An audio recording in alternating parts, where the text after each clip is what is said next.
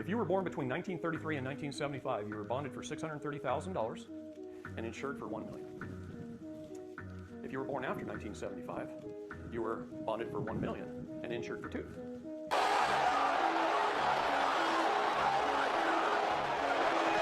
A Cesta QV Trust is an individual trust underneath the umbrella of the Public Charitable Trust. So the Public Charitable Trust Act of 1882 created the Public Charitable Trust. The Cesta QV Trust Act created the Cesta QV Trust, each individual trust that you all have through your birth certificate and registration. On your birth certificate, there's a bank name. It's on bond paper. There's a CUSIP number, C-U-S-I-P number. What is a CUSIP number? It's an investment control number that's regulated by the Securities and Exchange Commission.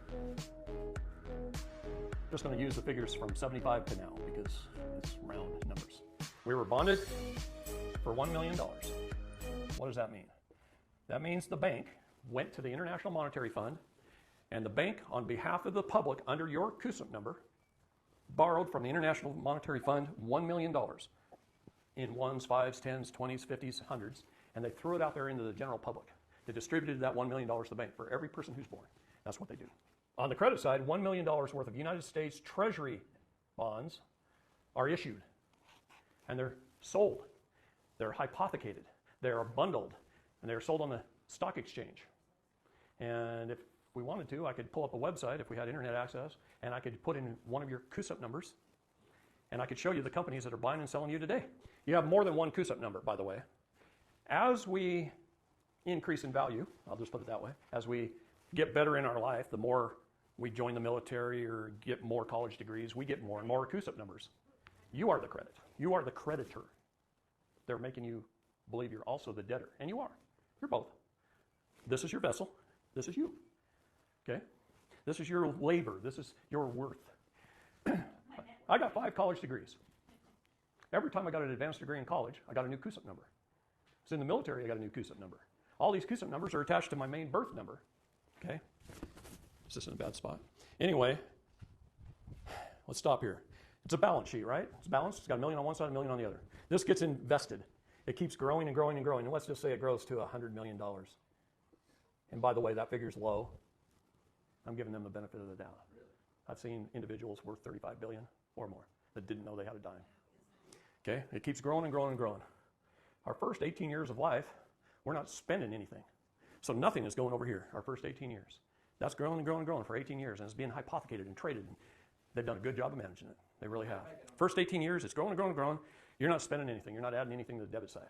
Then you go get a job, and you get married, and you go out and you buy a house. I'm just going to use numbers. The numbers themselves don't matter. It's the concept. Okay? You buy a car or two. You buy some utilities or two over your lifetime, some medical bills, some food, whatever.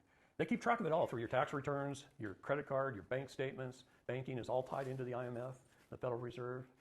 We've got a big buildings of bean counters called the Department of Fiscal Services, and those accountants just keep track of everything, everybody's life.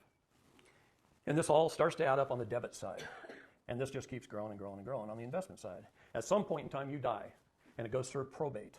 They take some of this, and let's just say over your lifetime you've spent, I'm going to round it off to $10 million. So they subtract $10 million out of your investment, and they pay off all this, and it becomes a zero balance. They even pay back the initial loan to the International Monetary Fund, plus interest. That was a loan from a foreign entity, by the way, to the Public Charitable Trust. And they pay it back. The balance is zero. Now this has, let's just say for this discussion, has $90 million left in it. What happens to it?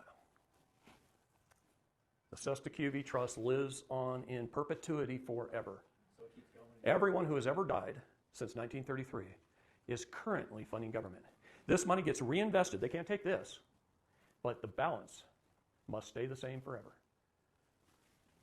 But if it keeps earning, they just sweep it off the top, and it funds government. It's called off-book funds. In the States, it's GSA, and in the federal government, it's CQV.